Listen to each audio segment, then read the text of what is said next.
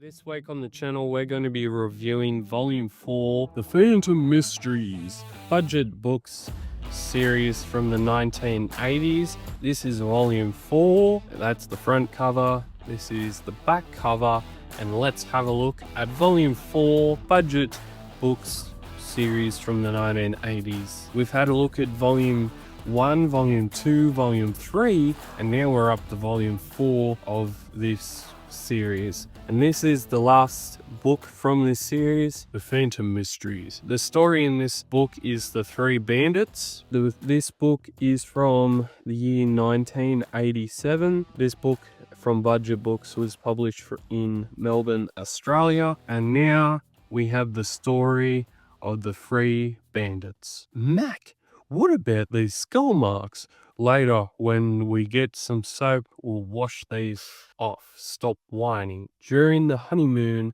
Diana and the Phantom are attacked by three bandits. I'll send men to get them. They end up escaping their ropes and they trying to go to the nearest river. They find a boat or canoe and they go upstream up the river.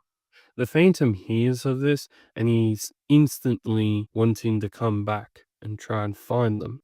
The ropes are done and the Phantom then says, "Did you find them? We followed easy. They left a trail like elephants." They get into the canoe, they're headed for the old Trader Joe's general store. They end up finding some guns. They want Trader Joe's guns and jewels. They end up getting them. They set fire to the store. The Phantom comes just in the nick of time and saves old Trader Joe. His store is no more. He then tries to go and track down the bandits. The bandits end up going to a houseboat. That houseboat is owned by, what do you know, Colonel Weeks. He's retired Jungle Patrol. He's on this houseboat and he's gone up the river. The Phantom is on a little homemade bridge. Homemade bridge. It's like a handmade bridge, Brad. And he meets Colonel Weeks. Colonel Weeks doesn't actually know that this Phantom is the secret commander. So the Phantom ends up going into the houseboat. He gets one of the bandits, ties him up. Weeks says, "We must have met somewhere. I know you. If you remember me, let me know." So the Phantom then scurries off. He then tries and goes and finds the other bandits. He finds the other bandits. There's a couple of bang-bangs. He then takes care of them.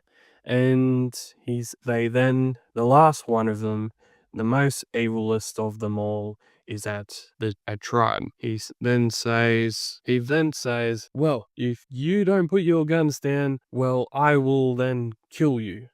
He puts his guns over the fence.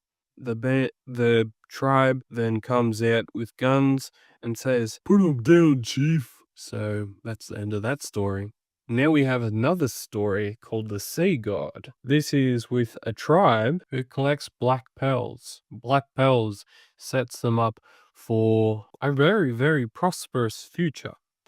There are two people. They are wanting these black pearls to become filthy rich. They are wanting to take advantage of these tribe people, and they tell them that they can take these jewels off them and go and sell them for them. But the tribe doesn't want to sell them. They want to keep them for their sea god.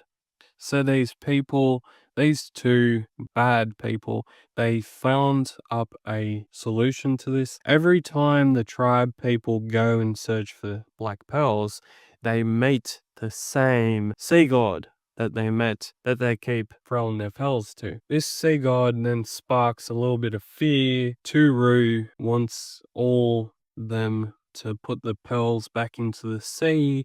The Phantom hears of this and he ends up coming, and eventually these two little evil men end up taking care of themselves. This sea god that supposedly is real is ending up and trying to scare them into giving their black opals away. The Phantom hears of this.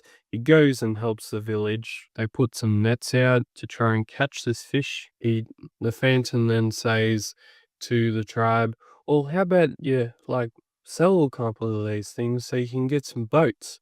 And then the sea god hears about this and says, "No, you should not be doing that. You should be delivering the pearls back to me." They throw them back into the river. They don't really respect the Phantom anymore. And if the Phantom comes anywhere near their tribe, they will say, "We will kill you." So these people, these two bad people, they're in for it. The Phantom then escapes and goes into the sea.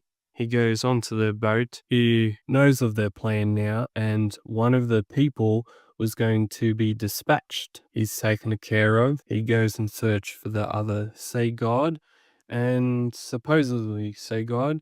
He takes care of the sea god. The Phantom ends up getting and describing these foul individuals, and the tribe then says, "Sorry, Phantom, we should have believed you, and we will probably be using these black pearls to get our fishing nets back online." Volume 1, that's volume 2, and that's volume number 3. And this is the review of volume number 4 of The Phantom Mysteries from the Budget Book series. I really enjoyed these two stories in this book. If you want to have a look at the other 3 comic book reviews of the other 3 volumes, they're on the channel. I've made a playlist for it, and that's on the channel somewhere as well. And as always, thank you for watching this comic book review. Keep Phantom Caving, stay safe, and I will see you next time on the YouTube channel.